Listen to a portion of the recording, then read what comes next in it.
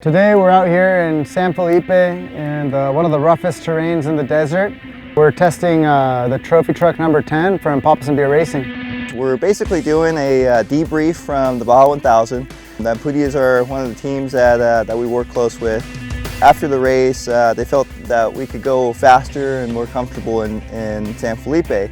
And so we decided to come back here to the roughest part of San Felipe so that we could get the truck dialed in.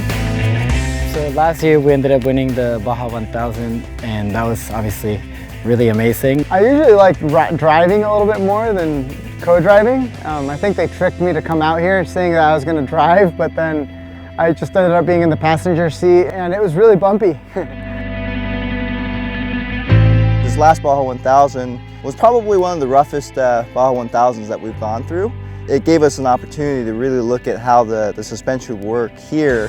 And so with a few miles left on the truck before they tear it down for full prep, we decided it was a good time for us to come out here and take a look at it again. We're just getting used to the truck and, getting some testing done, learning more things about it and how we can get the truck to be faster through these big bumps. Really, we're out here testing. Our truck's getting ready for next season.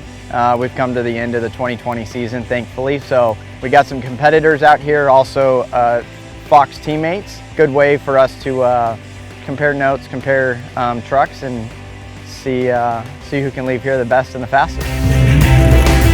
We have the Fox crew over here helping us set up the truck, and we basically just tune the valving, the springs, everything that we can do shock-wise to make it more comfortable and also, make it faster to go through the big bumps. Because at the end of the day, you're not necessarily looking for comfort, but you're definitely finding that sweet balance between comfort and speed. So obviously it's a very harsh environment trying to get these trucks to live through, holes that are 3 or 4 feet tall, doing 90, 100 miles an hour through. To be able to have Fox out here with the whole company come out and help us set up the car and change whatever we need on the suspension for the vehicle, it's huge. I mean, it's a factory effort, and we're doing everything we can to compete against the biggest team. Truck manufacturers are getting really good at setting up the correct geometries for the suspension, and that makes it easier for us when we come and look at it and we look at different specific spring rates for each different vehicle, and also shock valving and things like that. And then once we have that baseline set up, then we have to come out and work with the different drivers and race teams so that we get their feedback and their preferences in the truck so that it's performing the way they want it to. And that's with the comfort of the driver, then he can go really fast through this type of stuff. So for all our races, we go through mountains, washes, big whoops, as you can see here next to the truck. So basically the way we tune it is for the worst. You want to fine tune it to where it's really fast through the bigger stuff, and then everything else it can just push through. So typically what we do is we tune so that the truck will work well through pretty much the whole, let's say, Baja 1000 course. Because now the competition is getting so close. During pit stops, there really isn't time to make adjustments because now the races are won and lost within minutes, sometimes even seconds. So there just isn't enough time to make any adjustments while you're at a pit stop anymore. The suspension setup is really important for a race, especially through this desert of San Felipe that it's really rough.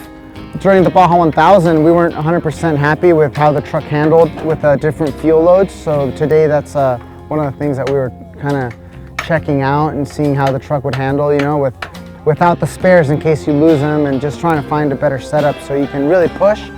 The whole race we were within minutes or seconds of either leading or being in second place for the overall of the Baja 1000. And when you want to push, you want to have a truck that can push. So that's kind of what we're doing here. So typically we'll start with a baseline that's kind of middle of the road. Rob Mack typically likes his truck really, really soft, to where other drivers get in and they're not comfortable in it.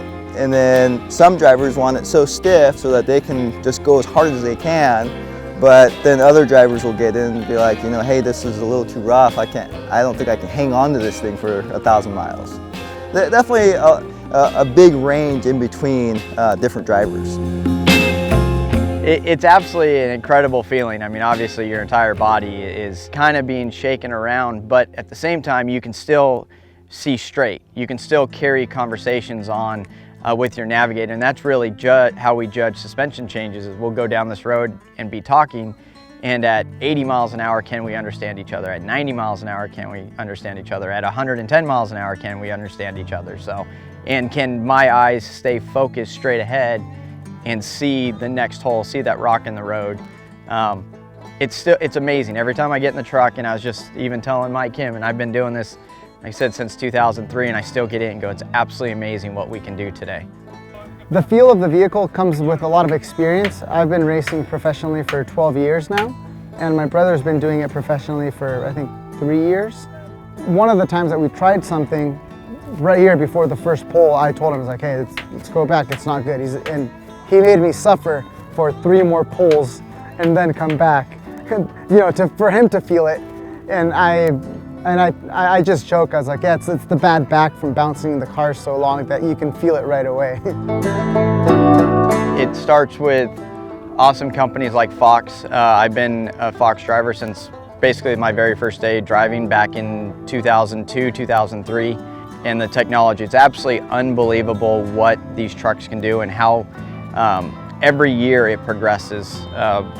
You know, Zoo Road is one of the big named or most well-known areas in the San Felipe area, and it wasn't long ago that 60, 70 miles an hour was fast, where today we're doing 102, 110, 115 miles an hour down it, which is absolutely incredible when you see the size of the holes. And now with the introduction of live valve that I'm running on my truck, I'm testing out, and it's electronic controlled, sensing what the front end's doing, the front wheels are doing compared to the rear wheels, and adjusting the shock thousands of times a millisecond to make the truck work or handle or be optimized for the next hole is absolutely incredible. So we are actually bringing electronics into off-road racing. Typically we develop new technology in racing, then bring it to the OE market. With our live valve technology, we kind of did it backwards. And so it went on to like the Polaris and Ford Raptor and things like that first. And we are now bringing it into off-road racing. Justin Lofton, who's actually here with us today, actually has it on his truck. And he won the Best in the Desert Parker race just a few weeks ago with it. It is definitely coming, and we're just right now we're just making sure that it's what we want it to be, and that it can survive the harshness of these big off-road races. We were able to go faster every lap because the driver, myself, got to know the course better.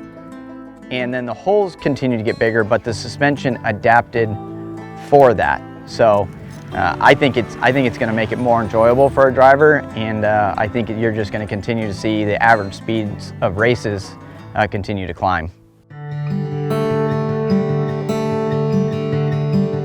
We have a 540 cubic inch motor with 1100 horsepower, and the motor is being outdriven by the suspension still today. The progression and speed of desert racing is definitely goes all right back to the shocks and the continued development of them. Going back to the electronic side of it now, it's going to be taken to a whole nother level, where before you used to have to slow down as the bumps got bigger or as the track started or the course started making a lot of turns or washes, where the shocks are doing all the adjusting for you. So if you're doing a loop race and the track gets rougher, you can just continue to go as fast, if not faster, because you know it now. So it's a pretty incredible thing.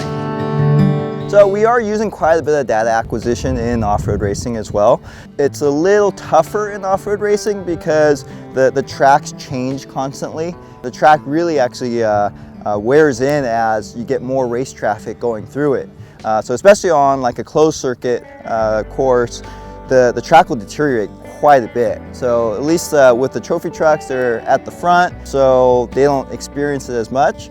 But some of the other classes that start behind them, once these trophy trucks go through, the holes are deeper, they're more square, so it's tough to work with that data acquisition as far as that goes.